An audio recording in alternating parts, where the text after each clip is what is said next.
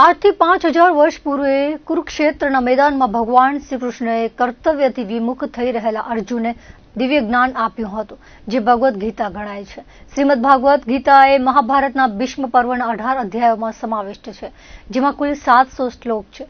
ભગવદ્ ગીતા એ માત્ર ધર્મ ગ્રંથ નથી, પરંતુ તે જીવનની વાસ્તવિકતાનો પરિચય કરાવે છે અને નિષ્કામ ભાવે કર્મ કરવાની પ્રેરણા આપે છે.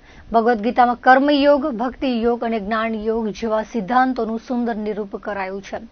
દર વર્ષે માગસર સુદ એકાદશીનો દિવસ ભગવદ્ ગીતાના પ્રાગટ્ય દિવસ એટલે કે ગીતા જયંતિ તરીકે ઉજવવામાં આવે છે.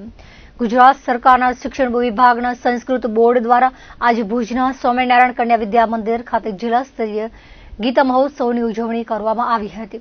ભુજ આર્ષ અધ્યયન કેન્દ્રના સ્વામી પ્રદીપ્તાનંદજી સરસ્વતીજીએ જણાવ્યું હતું કે ભગવદ્ ગીતા એ સંપૂર્ણ જ્ઞાન ગ્રંથ છે. જીવન જીવવાની તમામ આદર્શ પદ્ધતિઓ તેમાં સૂચવવામાં આવી છે.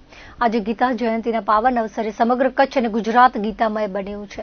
ગુજરાત રાજ્ય સંસ્કૃતિ બોર્ડ દ્વારા જિલ્લા સ્તરીય કાર્યક્રમમાં આયોજન થકી શાળાઓમાં અભ્યાસ કરતા છાત્રોમાં ગીતા અંગે જાગૃતિ આવી છે.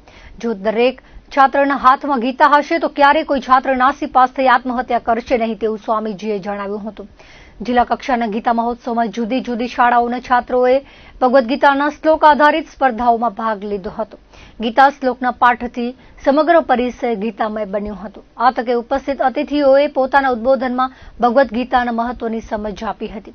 વર્તમાન સમયે ભાગદોડ ભરી જીવનશૈલી અને સતત વધતા માનસિક તણાવ વચ્ચે ભગવદ્ ગીતાનું જ્ઞાન જીવન જીવવાની માસ્ટર કી સમાન છે. ભગવદ્ ગીતામાં જીવનની દરેક સમસ્યાઓ અને પડકારોનું સમાધાન મળી આવે છે, તેવી સમજ છાત્રોને અપાઈ હતી.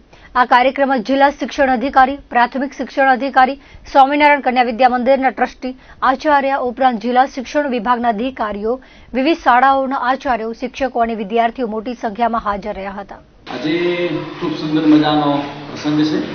ગુજરાત સંસ્કૃત બોર્ડ દ્વારા ભગવદ્ ગીતામય દિવસ છે. આજે ગીતા પ્રસંગનું આયોજન કરવામાં આવ્યું છે અને ગીતા મહોત્સવની અંદર અલગ અલગ પ્રકારના બધા બાળકો આવ્યા છે. અલગ અલગ સ્કૂલોમાંથી આવ્યા છે બાળકો, અને એમના દ્વારા જે સ્પર્ધાઓ થશે એમાં ભગવદ્ ગીતાના શ્લોક ઉપર બધાથી સંપૂર્ણપણે સ્પર્ધાઓ થશે. તો એના માટે હું આવ્યો હતો અને ખૂબ મારો આનંદ વ્યક્ત કરું છું, કેમ કે આખું ગુજરાત ગીતામય બન્યું છે. અને શ્રીમદ ભગવદ્ ગીતા છે એવી માસ્ટર કી છે કે તમારા જીવનના પ્રત્યેક પ્રશ્નને ખોલે છે. જો બાળકોના હાથમાં, જેમ મારા હાથમાં જ ભગવદ્ ગીતા છે, તો દરેક બાળકોના હાથમાં ભગવદ્ ગીતા હશે ને તો ક્યારેય કોઈ પણ બાળક છે સુસાઇડ નહીં કરે.